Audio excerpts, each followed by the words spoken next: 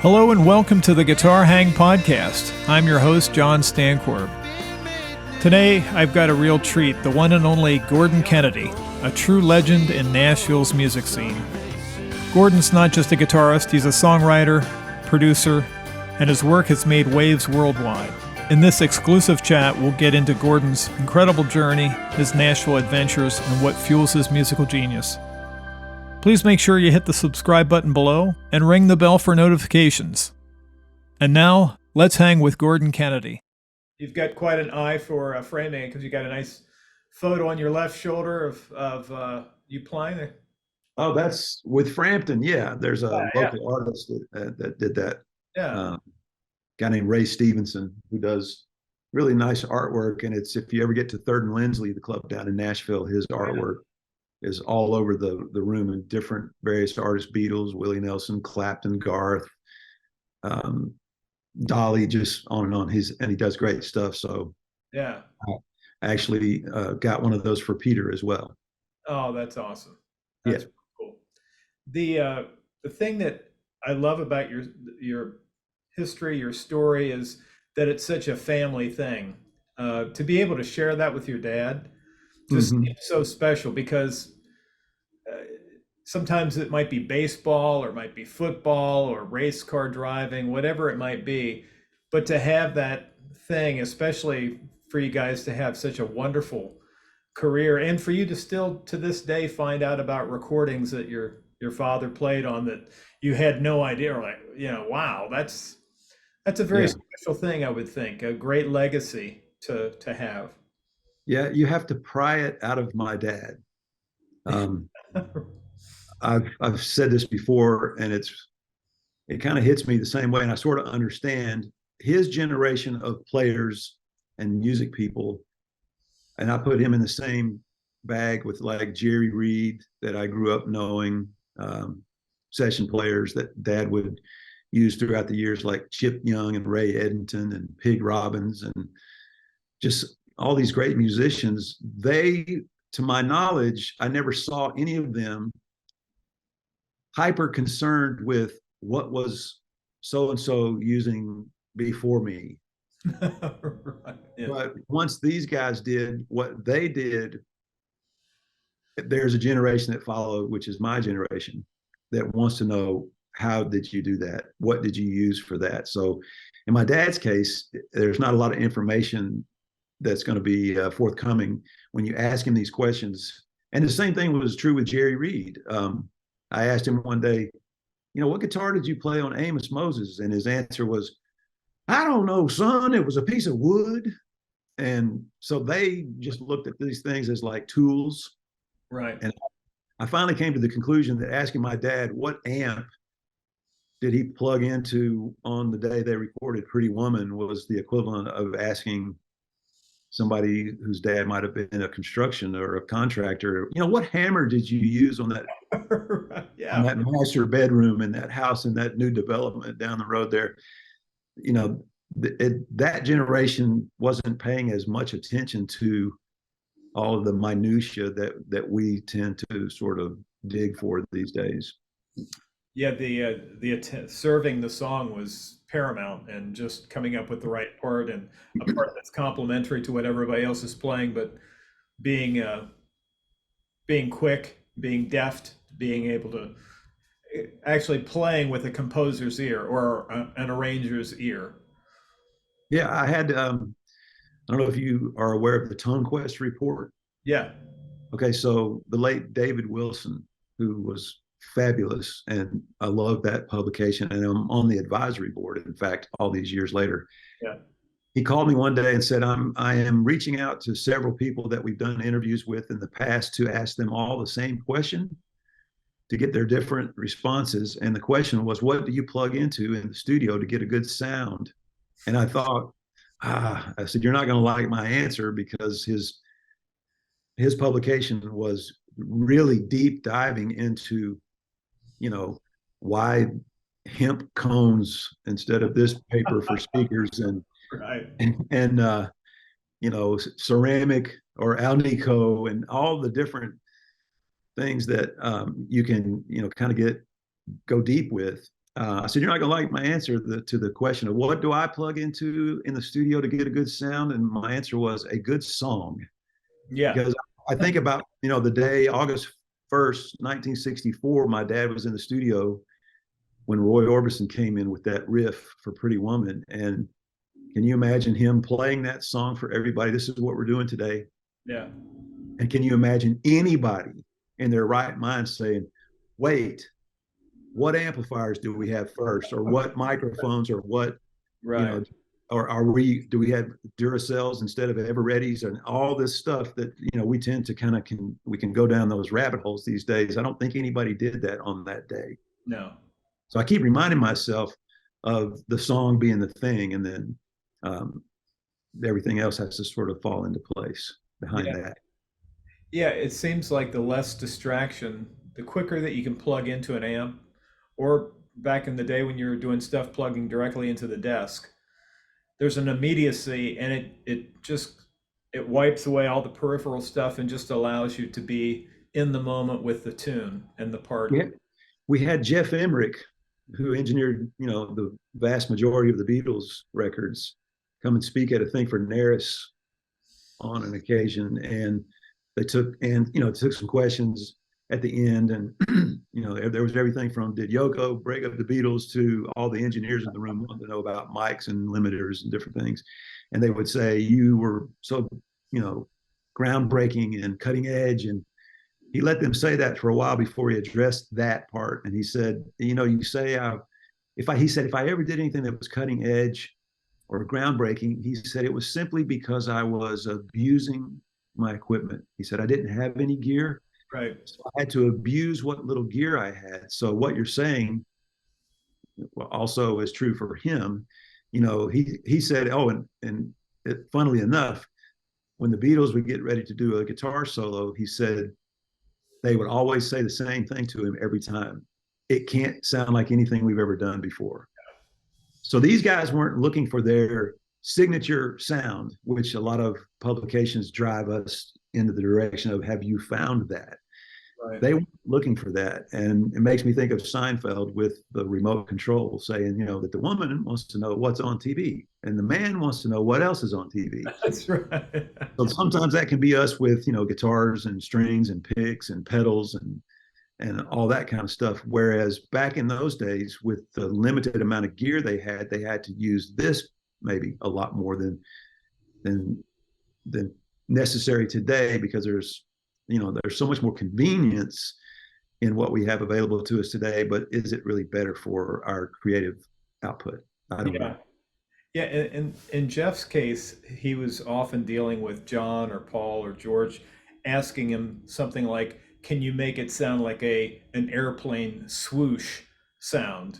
Or a Or man hanging on the edge of the moon, and yeah, right, he talked about some of their descriptive ways of yeah, trying to communicate what they were looking for. And again, every time they would give one of these crazier and crazier descriptions, he would turn around and see the same exact gear that he had previously. So yeah, it takes you have to kind of get creative and use the brain a little more, maybe.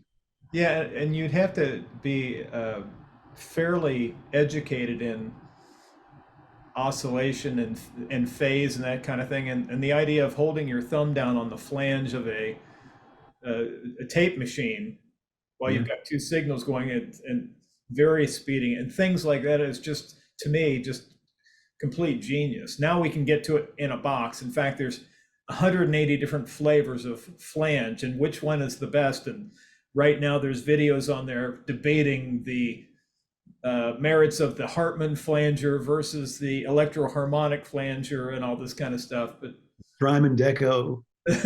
right, all that we're all, yeah, Yeah. yeah, it's all fun stuff. It's just it can if you're a songwriter, it can give you too many options, if you're trying to come up with ideas. On the other hand, it does, on a good day, it may lead you into thinking of something in a way, something simplistic, like a band like U2 was taking some really great effects and taking simpler ideas and making them sound, technicolor Right. just because of the signal process. So that I can see both sides of it. It's just I don't think any one of us wants to get too mired in any of that kind of thing. Right. Um, yeah, I mean, I thought about, I was thinking about The Edge this morning and how, some of those songs with just certain delay settings became the driver of arrangements and the sound that Yeah. catapulted them to where they went in the world. That was done with effects. So yeah, sometimes it can be a very inspiring thing. But then again, I'm one of those guys that I don't. If I walk into a boot store and there's 1,375 pairs of boots to choose from, I just turn around and walk out because I know I'm not going to. Right. I'm going to be overwhelmed. I'm not going to really. I won't focus on what I'm supposed to be focused on with too many options, like you mentioned earlier. So Yeah. sometimes, yeah, you can have too much at your disposal and don't get anything done. You can get so caught up in gear that you don't have rather than what you do have, Yeah. and spend more time thinking about the former, and not getting anything done if you get trapped into thinking that way all the time. Yeah. The one thing that impresses me about you and maybe your schoolmate Dan Huff is back at that particular point in history, you guys are really students of the guitar, learning cutting edge stuff from the late 60s, early 70s, mid 70s. But the way that you're going about disseminating what's on the album, because this is at best you had an LP and an 8-track cassette, but my guess is you're learning off album because that's Right. the way I kind of got started. To be Mm-hmm. able to figure out parts, I don't think if you're coming up as a guitar player now with YouTube and all these transcriptions and that sort of thing, you would not fully appreciate how difficult, almost impossible sometimes to figure out how things were done, especially in the sense of with multi-layered guitar stuff like Queen and uh, harmony guitar stuff. It was a real effort to learn one song in its entirety off vinyl. And some of the best things that come forth from that is if you learn it wrong, at least you've learned it may lead you into something else. You may Right. be a cool riff based on the fact that you learned that Clapton thing wrong. Right. You're right. I remember embarrassing myself one time when I hadn't been playing the guitar for very long, and my dad had given me for Christmas a Telecaster, which was the no turning back moment for me in my life. But I remember going to him and going, I can't figure out how this guy is playing this guitar solo in Linda Ronstadt's "When Will I Be Loved." Yeah. How is he doing this? And he said, it's 2 tracks. He's played one solo and then overdubbed a harmony to it. I'm like, oh, and I slinked away, I won't ask my dad any more questions. Chris Farley, that's stupid. So, but at the same time, though, in the way that I was learning, like when I got that guitar for Christmas, it was that evening that I was down in the basement with the Allman Brothers live at Fillmore East, Oh man. mimicking the jams in the middle of these songs. Because if you think about it, it was almost like a really nice instructional uh, lesson because they would play a lick, bum, ba, bum, bum, repeat it, ba, bum, and they change it down, down, down, down. So they were playing, and then you'd catch them the second time, Yeah. walking you through these things. So I was doing that the day I got. So I was that guitar. That's how I was learning everything back in those days was vinyl records. And I think that what I can say about it all these years later is even though I don't read music, sight read music, I think that my ear, being that is the way that I learned, is very keen these days. And if you play me something, I can play it. I can play what you play me if you just play it, one time. And I've done that in the studio over the years too, where they might put, chord charts, number charts in front of us or whatever. But usually by about the second run through, I've sort of got it in my head and then try to just play it at that point. And I enjoy the process more when I do that, by the way. But I think because I learned that way, that's still the easiest thing for me to do as far as somebody walking on stage or walking into the studio. Here's the song we're going to be doing. and I'm able to use my ears um, to get the song down, get the arrangement, get the Yeah. parts, or whatever. If there's a certain riff or something somebody wants me to play, if they play it for me once, I usually can gravitate towards it and get it down quickly, just because that's the way I grew up learning. Yeah. And it's great to have the friends that you had that were players, schoolmates and things, Oh yeah, the Dan Huffs of your life that not yeah. only were inspiring you through their own achievements and them getting better and a friendly competition or, not rivalry, but just wanting to do as well as your buddies. Oh yeah, It's a wonderful absolutely. thing to have to kind of keep you inspired, especially friends that will encourage you to take steps in faith that maybe you wouldn't have done otherwise. Well, Pursue. it's the difference between, it's one thing to have your father be something that you measure yourself against, but then you're always going to be behind in some respects, Yeah. or you might not feel as motivated to. I mean, even though I think I always knew from the time I was probably 6 years old that I just want to do what my father does. Yeah. But you go through life, you're a young kid, you go through sports, you go to school, you do all these things, and then having that, I can catch up to my dad at some point in life, maybe, if I'm lucky. But then all of a sudden you've got peers Yeah. that, okay, now you're actually somebody that instead of being like this, it's like this, and you move through life together. And now I've got somebody that reminds me, like, and when I point to Dan Huff, I think I should be where he's at now, because we're in school together. Having him, as a schoolmate was extremely vital to me in more ways than I can even describe. Just even more than just from the playing aspect and wanting to better myself as a player, but even in the things that happened in life, just as a result of knowing him and being friends with him, all the way to the person I'm married to today. I would not have found her if I Right. hadn't known. I mean, all these different kinds of things that, Dan is such a critical key figure in my life. But yeah, when I was in the third grade, for example, that's when we moved out of Goodlettsville, Tennessee to Nashville. So I said goodbye to all my school friends in Goodlettsville and the kids that lived on this dead end street. And the kid across the street from where we lived, a fellow named Scott Culberson, his dad was an Eastern Airlines pilot, and my dad was a guitar player and music person. And we parted ways in the middle of my third grade year. He was in the fourth grade.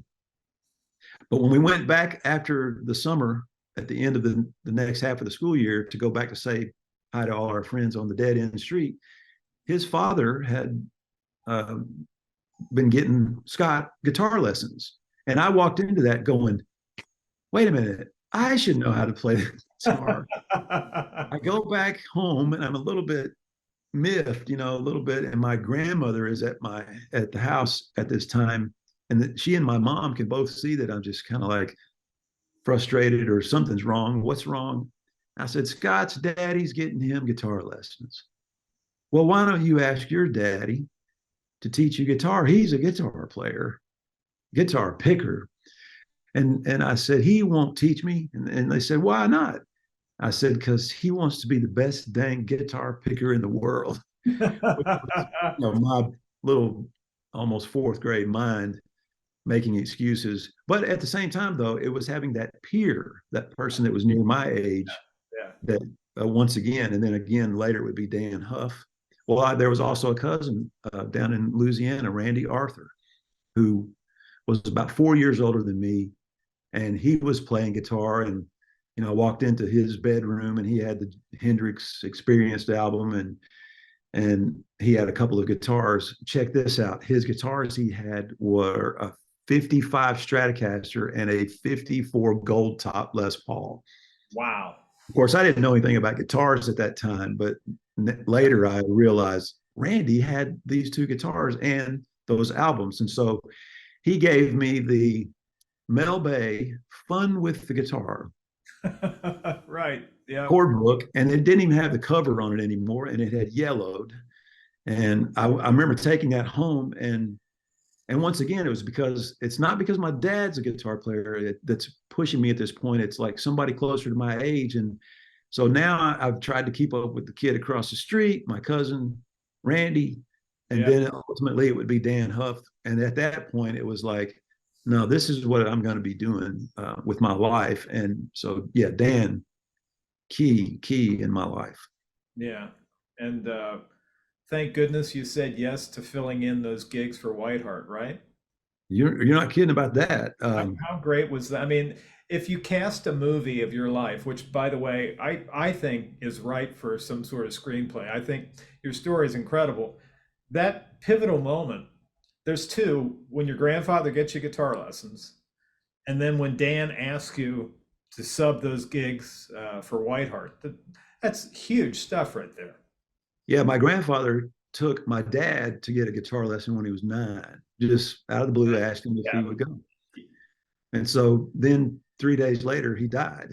So Yeah. my dad, I mean, I don't know what kind of timing you would attribute that to. I know who was watching over my dad at that time, knowing that my grandfather was going to leave when he did at the age of only 41. Yeah. And my dad being 9 and the oldest of 3 kids, he becomes a music person at 9 years old.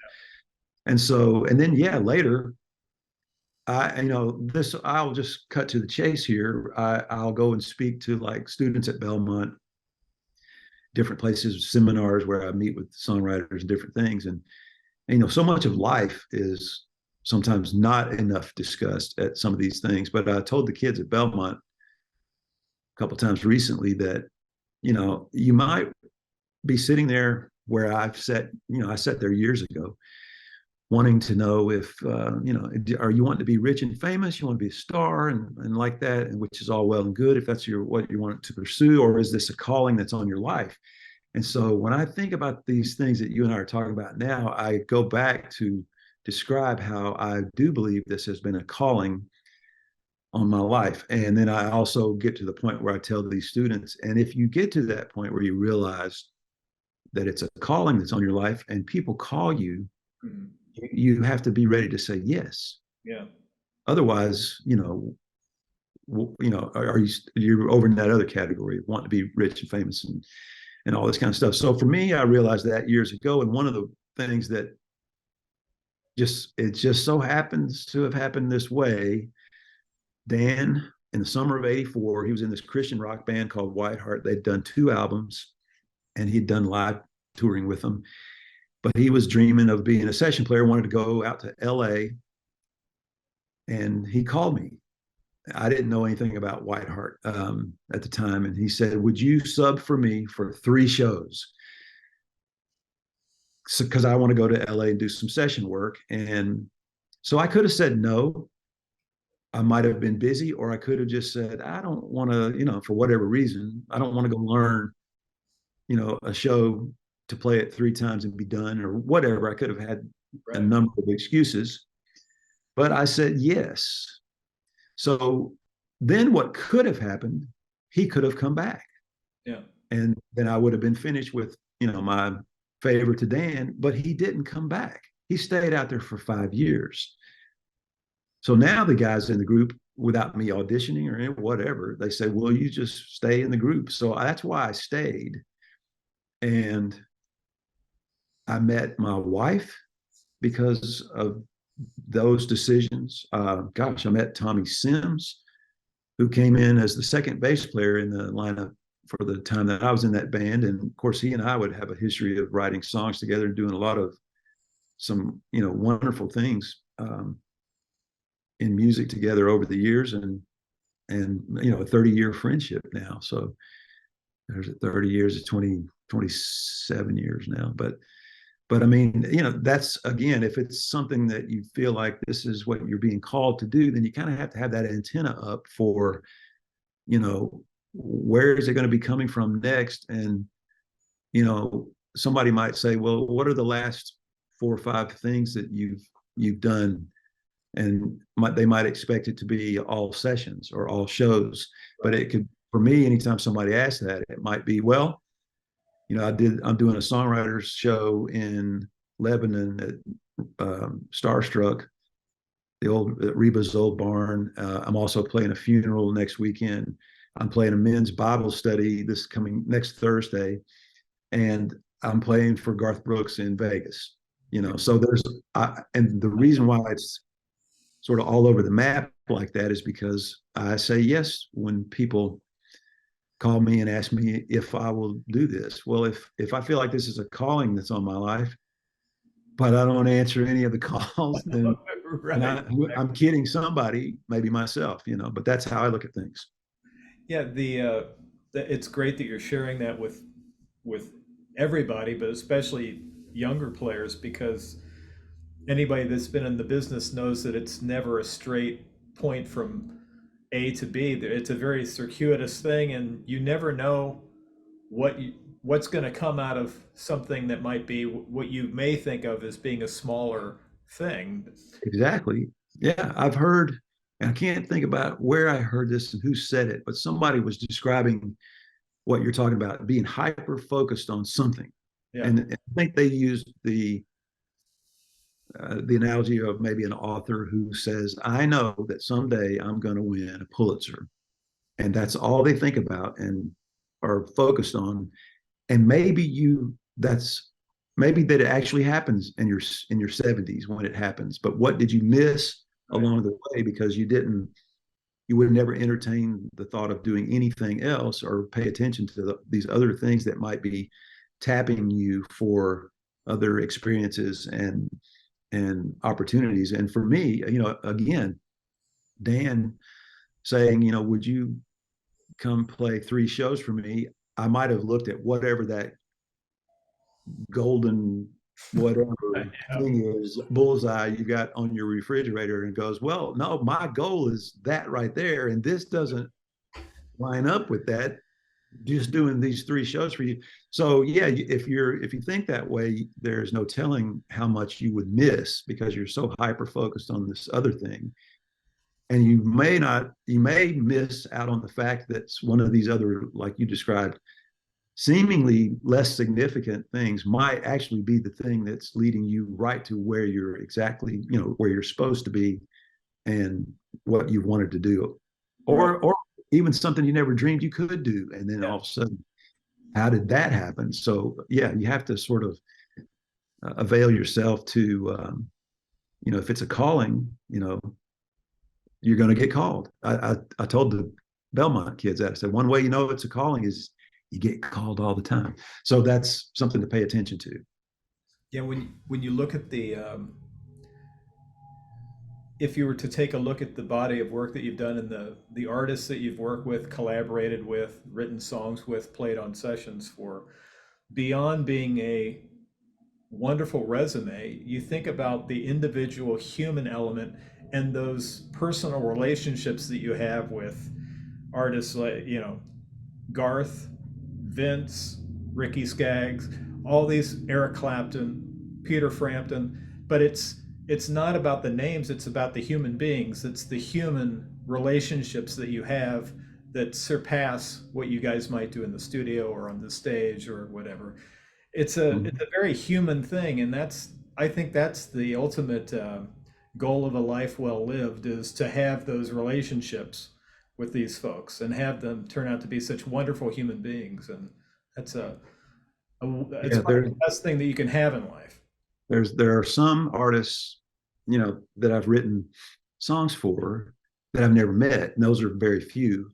But then there are some that, because of writing a song, I was waltzed into their studio life and then onto the stage with them to go play live, and then do touring with, and then some are there's a few of them that are just so precious to me because of the friendships that came out of them. And Ricky Skaggs would certainly be one of those.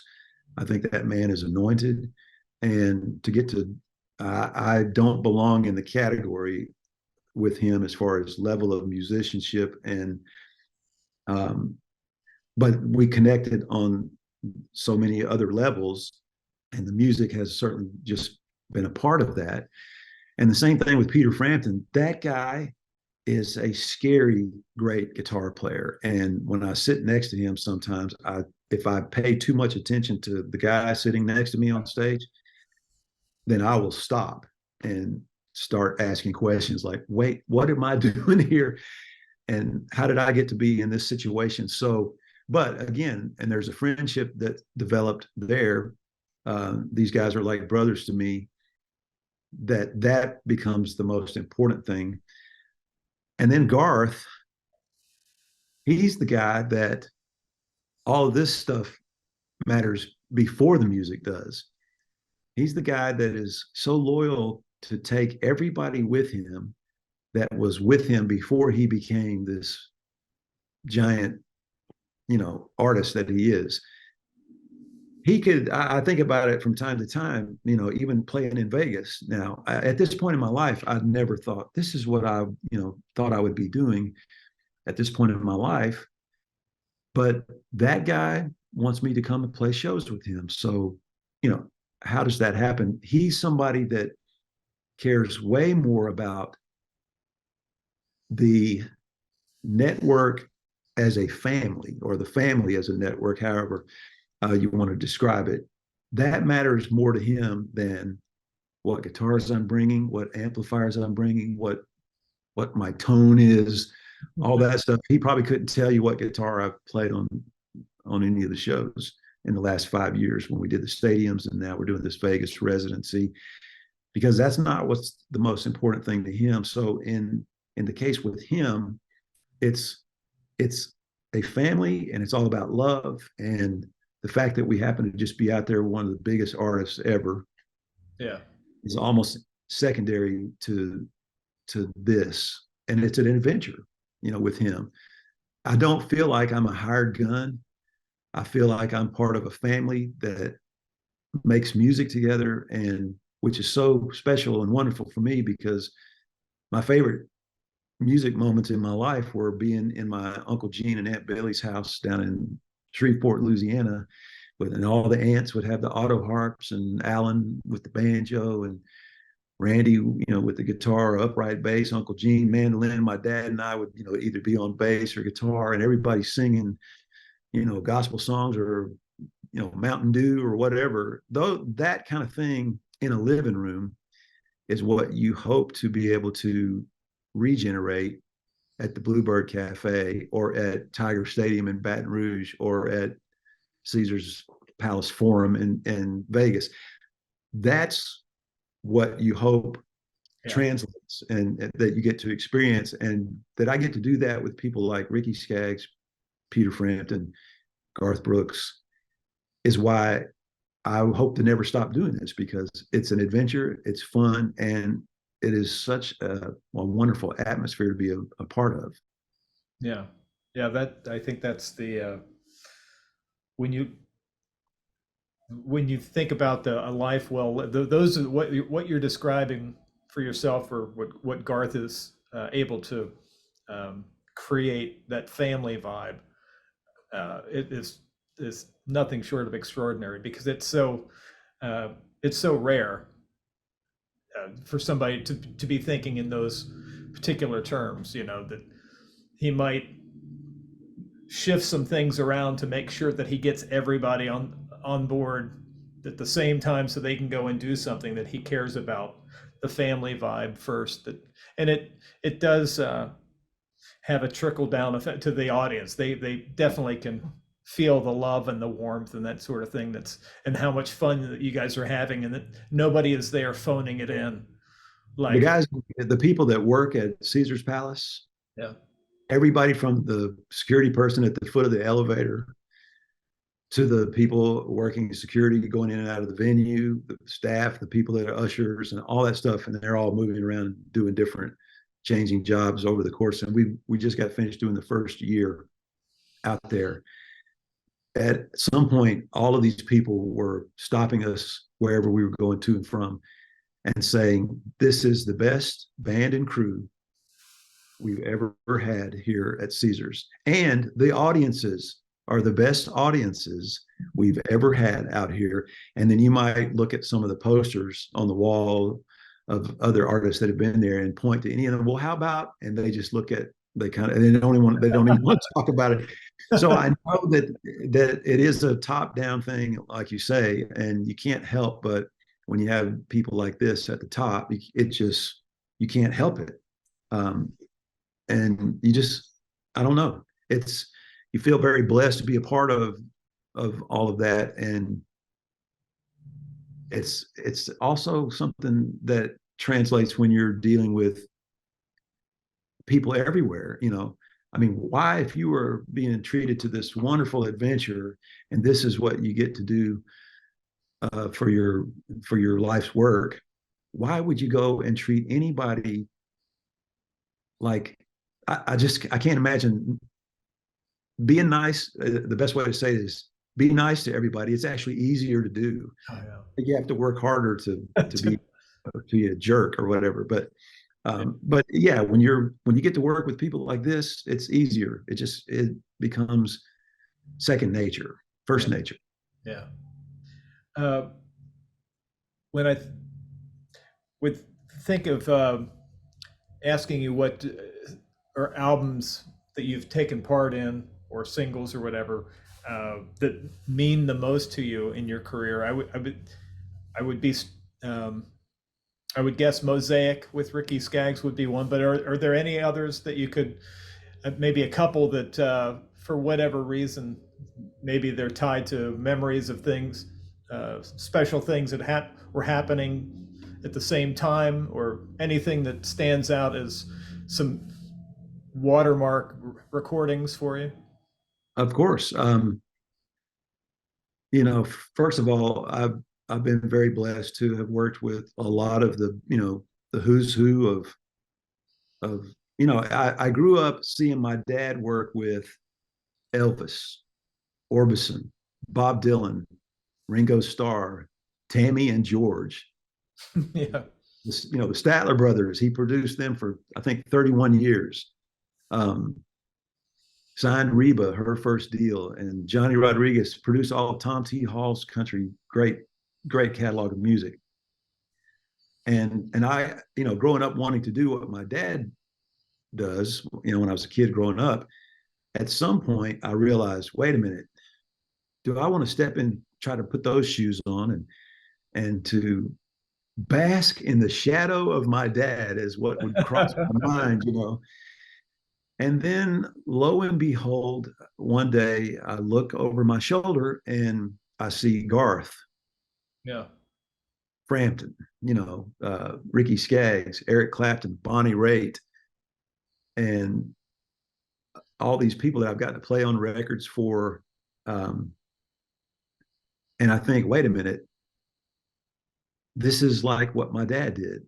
This is my generation, the same group of artists, and that he worked with. This is that version for this generation. And so I this list of wonderful, like I said, who's who of music that I got to be a part of.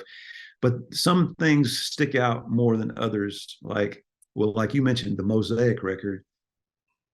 That is me and my testimony on a record being done by a guy that I for years just thought, if I could get one song recorded by this guy, because I loved him so much, his music, and just had the highest respect for him and his artistry.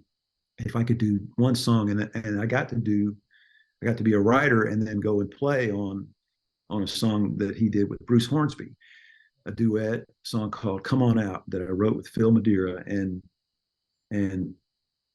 I just thought, it's one of those, wow, I can die and go to heaven now, because Ricky Skaggs has done one of my songs, and then that would lead to asking for more songs, which that's what became the Mosaic record. And that making of that record, which took us about 4 or 5 months total, was the only way to describe it, I've said before, is it was a season of life in which I think God was choosing to make himself obvious rather than veiled in mystery to me. And so I experienced that to the point of where I never wanted to be finished with the album because I did not want to finish that experience, the making of the record and what was happening as we would go into the studio every day, every single day. And that is a book that I'm just telling you, the material that could go into that would blow your mind. But so that was a very special record that changed the world. The experience of what we went through with that song is such a life lesson. Also, the fact that I wrote it with two dear friends, Wayne Kirkpatrick and Tommy Sims, and the initial, I'll give you the short version. The initial goal was we were trying to get a record deal. We had a label in New York have us on hold in a developmental fashion, whatever, for a year. And they kept telling us that they could get us an alternative hit out of this batch of tunes, and then but go to the studio and do something that's a pop hit. And they would describe it as a song that would put another zero behind the numbers. So we would go and make other attempts. And this all went on for a year. And we were finally told after a year and after the last song being turned in that the label was going to pass on us, that they didn't hear the hit that they were looking for. And one of those songs was Change the World. So we walked away thinking we had failed. And then Wynonna puts the song on hold. We're told it's going to be a single, but the album doesn't come out for 2.5 years. And we're standing around looking at our watches, tapping our feet for 2.5 years going, and we're going to have a single. They said there was one moment where they said it was going to be a duet with Paul McCartney. You're kidding me. I think I went out in my front yard and walked in circles in my front yard after that, looking up at the sky going, are you kidding me? But so there was a lot of things that we kept getting walked up to the point of where this is going to happen. And then it didn't happen. Well, 2.5 years after her putting that song on hold, and I'd gone and sung the background vocals on it, and Dan Huff played on it. He called me from the studio and said, man, we're recording one of your songs. They say they're going to single it, and it's great. Well, then they put the album out, and then they put out 1, then 2, then 3 singles that weren't ours. So now for the second time, we walked away and say, we failed again. Well, parallel to that happening, I'd been asked by Sparrow Records that I had done Christian rock music, with 5 years prior, would me and a friend of mine named Jimmy Lee Sloas, would we do an album for them? So we put together this album called Dogs of Peace. And I hadn't been in a Christian rock band for 5 years at that point. So I was having this conversation with the man upstairs. You want me to do this again? You want me to get on this platform and share this message again? And so I will do it. And I call it a funny thing happened on the way to answering the bell for Sparrow Records. I got into it and I poured my heart and soul into writing these songs, put the album out, and the review from CCM magazine was that it sounded too much like the Beatles, too much like Pink Floyd, Eagles, James Gang, and different things. And it was sort of as an industry politely showing us the door. And so again, it was like, wow, I thought I'm confused now. So parallel to that, over here, Tommy Sims and I are in the studio playing a session for Nicole Smith, and he just casually mentions to me in the summer of '96, we're getting another recording on that Change the World song. Really, who? He said, Eric Clapton. And so I had, at that point, it's that scene in the movie where everything around my head goes out of focus, and you're sticking with the expression on my face, which is shock, because 4 years, not quite 4 years, but almost 4 years prior to that, when I signed a new publishing deal with my friend Doug Howard, that was the first song I turned in. Oh, wow. Was Change the World. And I said, can you get this to Eric Clapton? Oh, well, wow. Yeah, can you believe that? Well, it's true. And so they said, well, we'll see what we can do. Well, that's not how it happened. The way it happened was Tony Brown, who was going to produce the song on Wynonna, played it just on a lark for Kathy Nelson, a friend of his who's from Hollywood and does a lot of music supervision on films. Listen to this song, I'm Gonna Cut on Why. Plays her the demo Change the World, which she remembers a year, 2 years, whatever later, when she's casting music for the Phenomenon film, John Travolta. And so she's like, what was that song I heard at Tony's office? I need to find it. She gets the demo, gets it to Robbie Robertson, who decides that Babyface and Clapton should collaborate on this. And then next thing that happens, without me knowing any of that had happened, was a cassette tape arrives, and I'm sitting in my car out back behind the Dugout studio one day listening to Eric Clapton doing that song. And just, it's sort of like, how the cartoon depicts the guy trying to go to sleep and the sheep jumping over the fence. Yeah. Well, it's Clapton song titles, Green, Blind Faith, Clapton, all these different things, Derek and the Dominoes, and all these song titles, and then Change the World, and it just gets stuck up there. So we go to the Grammys, and I'm thinking we're not going to win, so I didn't prepare anything, and then we win for Song of the Year after he wins Pop Male Vocal Performance to start the evening, and then he would win Record of the Year at the end of the night. But in the middle of that, they jammed in Song of the Year, and we won. And we go up on stage, and Wayne, I remember, I'll never forget, he kind of elbows me in the ribs and says, "Are you going to talk? Like, you go first." So, and again, I'm okay, I'll walk the plank, first. And I go up to the mic. I've got nothing prepared, but the first thing out of my mouth was, I said, "My Lord and Savior, Jesus Christ, he is strong, weak in no way." And then I made my thank yous. Well, later that night, we go to the after parties. We meet Eric Clapton, which was fantastic to get the only time we ever got to see him face to face. I talked to him on the phone 6 years after that, but this was at that point the only time to make any connection with him. And then after everything settled down that night, I went back to the hotel room, and after getting calls from people at home over and over who were all saying the same thing, that thing you said, nobody says that. People thank God, but they don't say that. And they were saying this over and over to me, to the point of where, when I finally thought I can go to sleep at night, I raised straight back up and said to myself, "Oh my gosh." And I looked up. I said, "Well, you did want me to have that platform again, but it looked different than what I thought it would look like. I thought I was going to be in this band. I thought I was going to get on the bus and ride around. How many miles and years would it have taken me riding on the gospel bus to have said what I got to say to 1.5 billion TV audience around the world in 5 seconds?"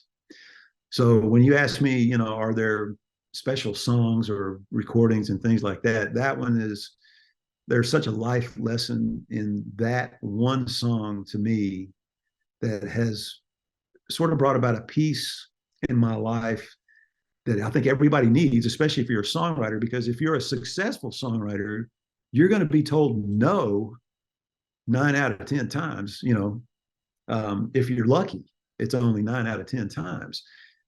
And so now and since that particular experience in my life, when somebody, and the answer is no, when I think I've been so sure, prayed about this and thought we were going to hit that target, and I'm so sure about this, and the answer is no, I've learned to just sort of go, "Oh, it's all right." At some point I may find out what is supposed to happen instead, may not be in this lifetime when I find out, but it just gives me more of a peace about the way things are supposed to happen, and to be patient and to trust and have faith.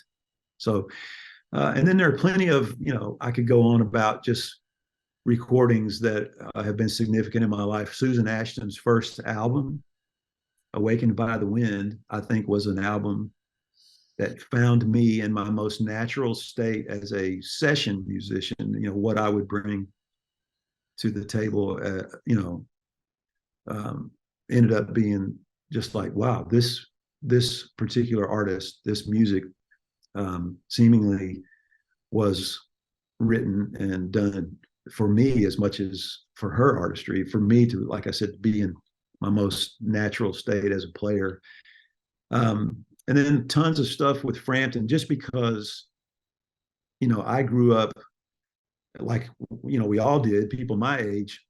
And I was a sophomore in high school when the live album came out. And who did not have that album? I mean, everybody had it. And all the girls were going to marry him at the end of the year. And, for the summer, I'm going to marry Peter Frampton in the yearbooks and all this stuff. And then some years would go by and I would be sitting in the back seat of the car, just me and him in Germany, when I finally told him, okay, I'd known him at this point for a few years. I said, me and this guy, a friend of mine, would pass each other in the hallway at school every day for that entire year. And every time without fail, when we passed each other, one of us would go, thank you.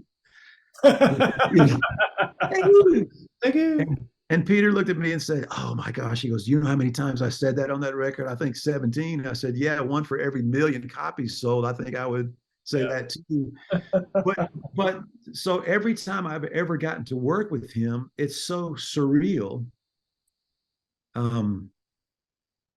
I got to induct him for his Walk of Fame, the star on the Walk of Fame down here in Nashville some years back. And I said, when they came to him to ask if he would write with me, I said, you could probably see twist marks on his arm where they had to talk him into it, tell him my whole life story. And then they came to me and said, would you write with Peter? Yeah, of course. Yes. So I said, there's pinch marks on my arm where I'm pinching myself going, is this really happening? So, there are things like that in my life where I just will never get over. How did I wind up, getting to do something like that with somebody like that, and to be in such awe of their talent and their gifts. But as per usual, it usually isn't very long before I realize and have an understanding that it's not just about, can you play the right chords? Can you write the right, words? Can you, nail the dismount on stage, flawless, this, that, and the other. It's not about that. It's so much more about relationships and trust and who do you want in your corner because of the stuff of life. And so I think that that's a lot of the reasons why I've been placed with and get to stay and have longevity with some artists like that, because we develop a friendship and a trust that goes beyond just, this chord progression. Yeah. When you're talking about speaking to younger folks, that I'm sure you've been, over the years, many folks have asked you, how do I break into the studio scene? How can I do what you do? And the one thing that might be missing from the equation is that so much of what folks like yourself get hired for is obviously you are a tremendously skilled musician, but it's the human side of it, what you bring to a session. I've spoken to Dean Parks about this, and Lee Sklar, is that they're big cheerleaders of the song. They come in and they're, yes, of course, they're fantastic players, and in Dean's case, an amazing reader, whatever that might be. But at the core, the reason why there's so few people doing it is because there's everybody wants those folks like yourself and Dean and Lee, because what they bring as human beings because everybody's gone through sessions where it's you're really trying to get the tune together, and it may not be your favorite tune, but it's the attitude of, I'm going to do my absolute best to be a cheerleader for the producer and the artist, and whatever it takes to get the best result. And that's the human part of it. Yes. I've heard, some of my friends that have done this for many, many, many years say, it's as maybe more important to be just a great hang with everybody in the room as being a great musician. And when you live in Nashville, that guitar case is a briefcase. To any other city, it's very common. And there are people in town that can play circles around you. And so when that there are, as John Sebastian described, 1,352 guitar pickers in Nashville, who can play more notes than the number of ants on the Tennessee ant hill. When you're in a town where you're surrounded with that, it would not be wise to go to sessions and be a diva. Yeah. Because there's 1,351 other people they could call if that's what you are going to do with your opportunity. So yeah, it's way important to be the right person in the room as much when the music's not playing as when it is. Yeah. And all those people that you mentioned, they understand that and have been the right person in the room for all these decades in their life. And it does matter. Yeah. You hear stories, sadly, of really great players that are bringing to the session a preconceived idea of what that they want to do, what they want to unfurl, on how they can show a certain aspect of their playing, even before they even know what the project is. They have a certain setup in their mind of how it's going to go down. I'm going to do this, I'm going to do this, and man, I've seen it. Yeah, when they hear me do this, boy, is this going to, without regard to what kind of session, are you going into, what's the song, what are they going to put up, I've actually experienced that in the room with, even just on a demo session, and a song that I wrote with a couple of guys, and one of the players announcing that he was going to do a solo on the song. And first of all, not even did, put it nicely, he didn't realize, I guess, that I play guitar and I'm one of the writers on the song and I'm there to play. But he's announcing to the room that he's going to play the solo and he's going to play what Linkin Park would do. And this was before we had let him hear the song. Yeah, you're right. Sometimes I can see them driving their car in already knowing what they're going to do before they've even heard the song. So yeah, just you can sniff those people out pretty fast. Yeah,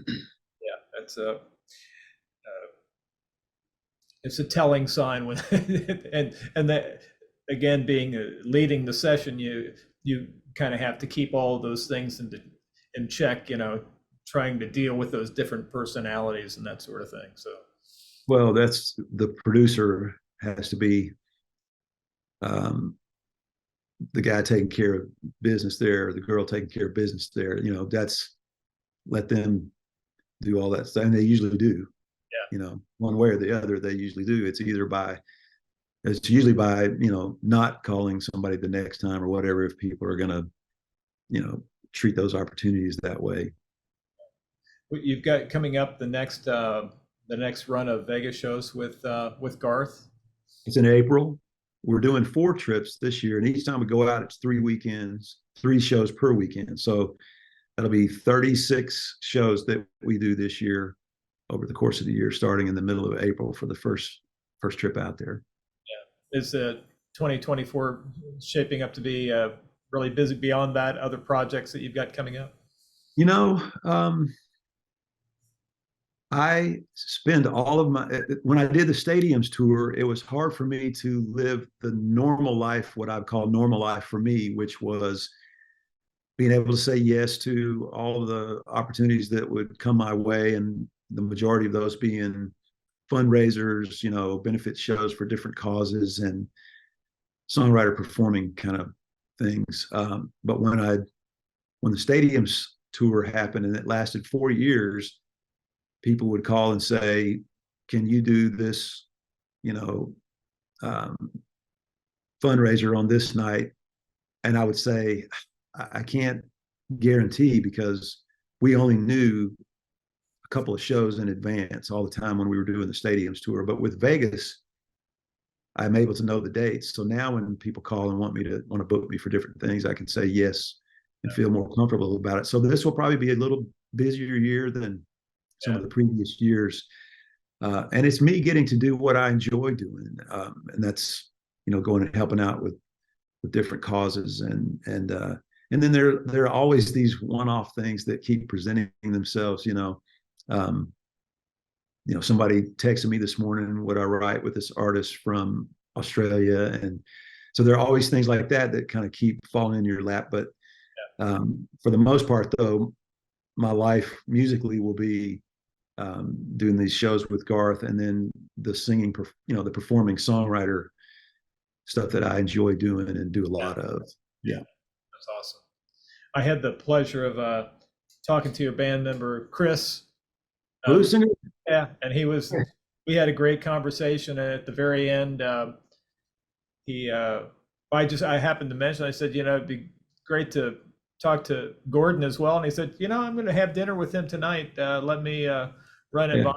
And then I think he texted me back like 20 minutes later, said, yeah, Gordon's in. So thank you so much. That was incredible. Well, what a lovely human being Chris Lusinger is. And, Garth brought him on board during the stadiums tour, because the first year Garth asked, when he called me to ask me if I could do the stadiums tour, I said, yeah, but there's one date that I can't get out of. And he said, what's the date? And I told him, he goes, oh, we don't have a show then, so it's fine. So I said, well, then, yeah, I'm in. Well, then 2 weeks later, they put a show on that date.